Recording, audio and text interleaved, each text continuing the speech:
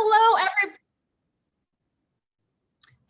everybody, and welcome to the Real Writers of the OC. On this program, we're going to interview writers from all over Orange County. This is Laguna Beach right behind me. So if you're a reader, a writer, or you just like ideas and exploring ideas, keep it here. We are just like the Housewives, except less $20,000 handbags. I buy my Prada on the street. Who cares if the D is backwards? All right, this guest we have tonight is a fabulous writer. He was a psychologist for many years. He has published over 14 novels, including Ezekiels Brain and the Oedipus Murders. He also edited and published The Lost Coast Review. We are so happy to have him. Let's welcome Casey Dorman. Hi, Casey. How are you? Hi, Bethany. I'm great. Glad to be here.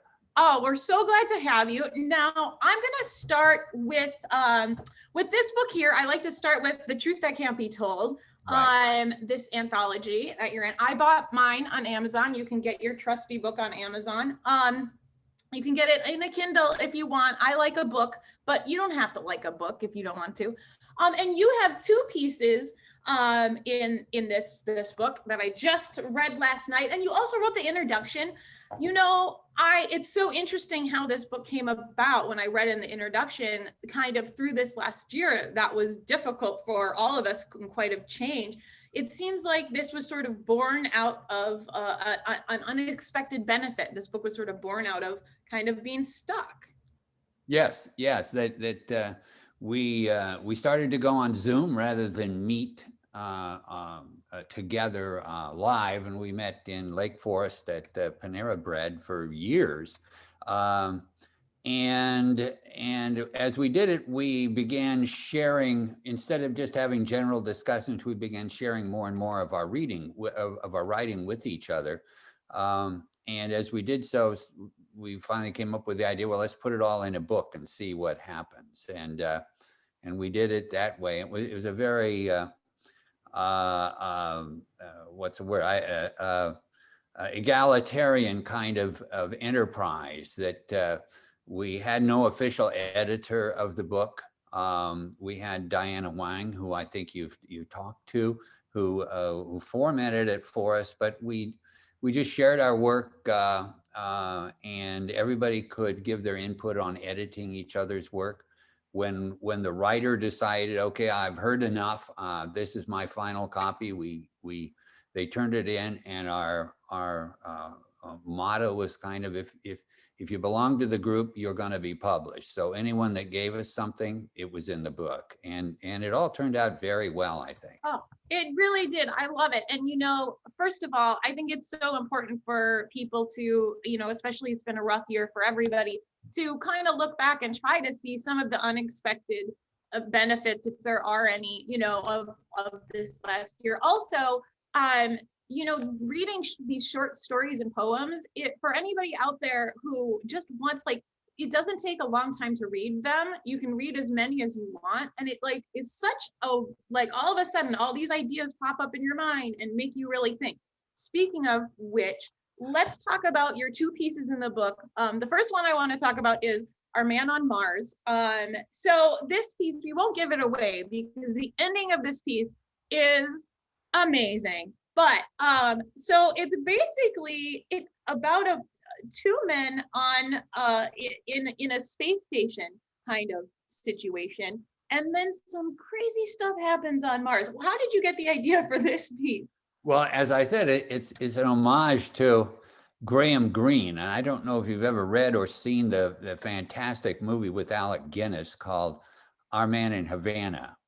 And in Our Man in Havana, which was, I think, a 1960s movie, maybe, this British agent who's not really doing anything. He's part-time agent. He runs a vacuum cleaner repair and sales company in Havana, and he has to produce some kind of intelligence for the British Secret Service. So he's reading the instructions of his new atomic pile vacuum cleaner, it's called, and he comes up with the idea that he's discovered that the Russians are putting the equivalent of atomic missiles in Cuba.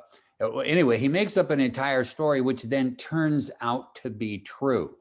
It's sort of like a self-fulfilling prophecy. So I got that, and I always loved it.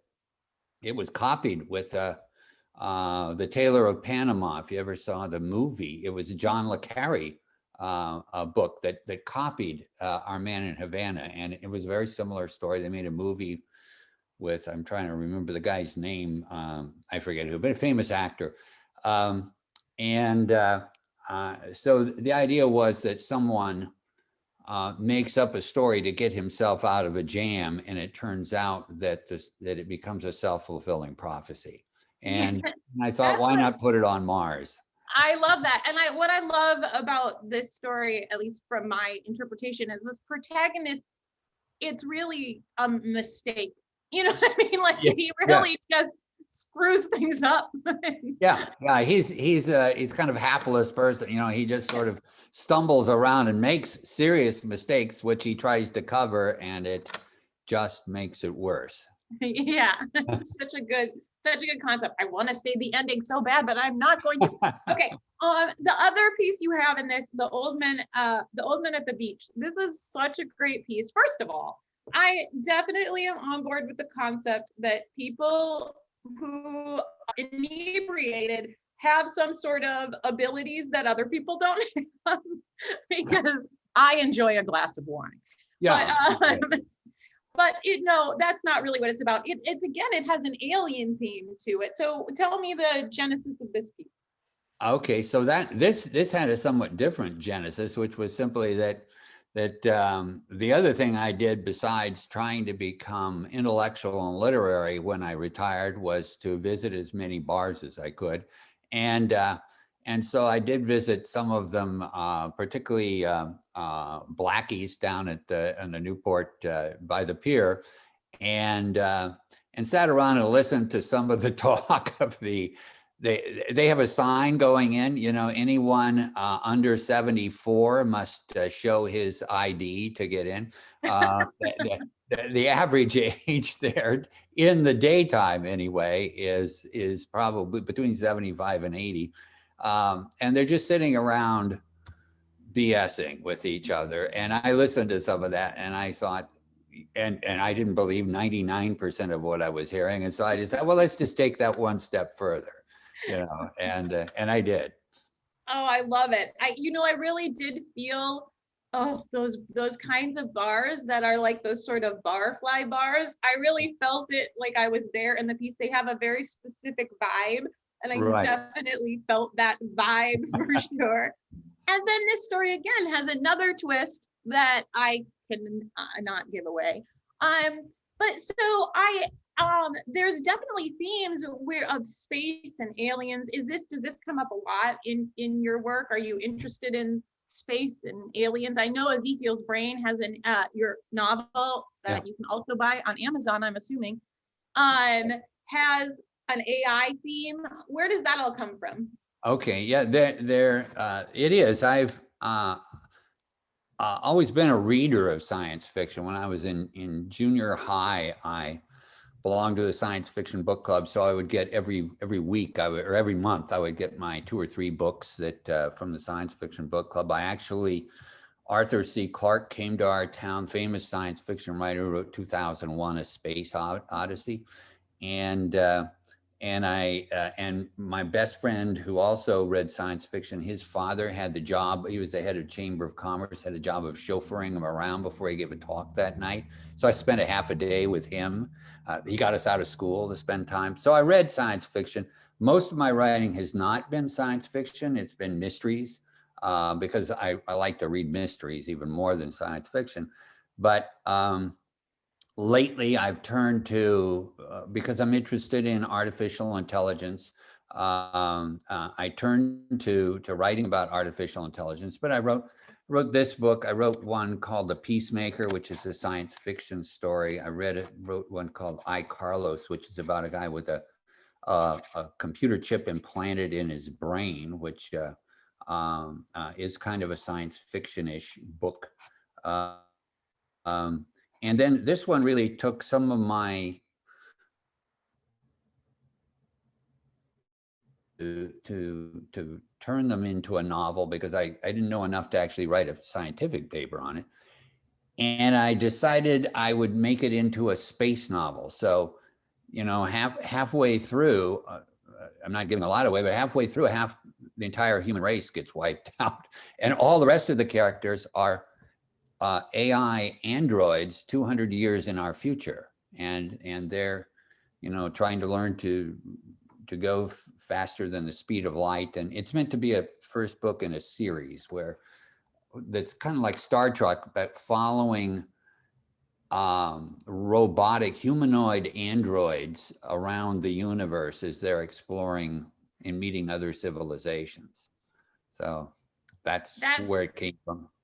That's so fascinating. And were you saying, you froze a second for me, but you do have a background, an academic background in some neuroscience, correct? Does that kind of like influence how you write and probably your knowledge of our minds? I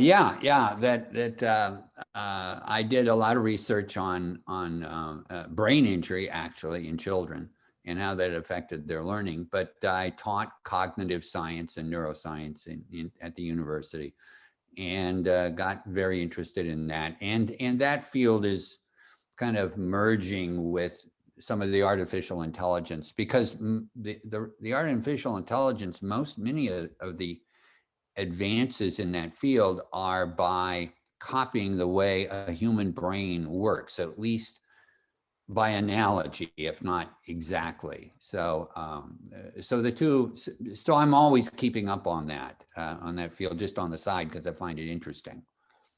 How neat. I can't wait to read Ezekiel's Brain, because it's like when you have that knowledge, it just gives such life to a novel, to have all of that, you know, real knowledge in there. So murder mysteries. Tell us a little bit about the Oedipus murders. I love the title. Yeah, the Oedipus murders takes place in Newport Beach, and it's a psychiatrist who has a patient whose wife has disappeared, and it turns out that she's dead, and the patient is the prime suspect for the police, that he killed his own wife, but he has these serious psychological problems that he doesn't remember a lot of what actually happened. But it turns out that the psychiatrist has kind of a mirror image problem, and he has these fugue episodes, amnesic episodes, where and pretty soon you start to suspect that maybe he knew the wife too, and perhaps, you know, he was the murderer, not the patient. So that's what the mystery is about. Oh, how cool. So they're both like losing time. Yes. I was just reading about that. That's like a real thing, right? A fugue state. It is. And this was based on a real patient I had 45 years ago. The patient is now deceased, so I don't reveal that much about him, but the dreams that occur in there are the real dreams of a particular patient I had, either those dreams or my own dreams. I won't tell anybody which are which, because they won't know who's more pathological, me or the fictional character. But it's based upon real, even you know, he has a psychological paralysis, as did my patient. Wow. And my patient didn't murder his wife, but his wife died, and he developed an amnesia for all sorts of things connected to that. So. Whoa, that's fascinating. I think I need to develop an amnesia for spring break 1997. Yeah. So Casey, tell us what you have coming up. Well, because the publisher has the rights to the sequel, and I want to make Ezekiel's Brain be the start of a series. In fact, its subtitle is The Voyages of the Delphi, which is the name of this spaceship that the androids travel in. So I'm writing the sequel to Ezekiel's Brain, which is how these robots travel, and eventually in the sequel, they come upon another civilization of human beings and take on a human being as part of their crew. They have to modify their ship, put in a bathroom, for instance, Right. various other things. And that human is an empath. She can sense other people's thoughts, not theirs, because they're robots. But although one of them, Ezekiel, is a copy of a real Ezekiel. He is a copy of a human brain that has been turned into an electronic brain. So he has emotions. He has all of this stuff, just like a regular human did. Just he's got the same memories of the person he came from. The others in the story are not. They're all just, AI, artificial intelligences in human-like bodies. So if Ezekiel was my husband, could I program him to listen to me exactly when I wanted him to?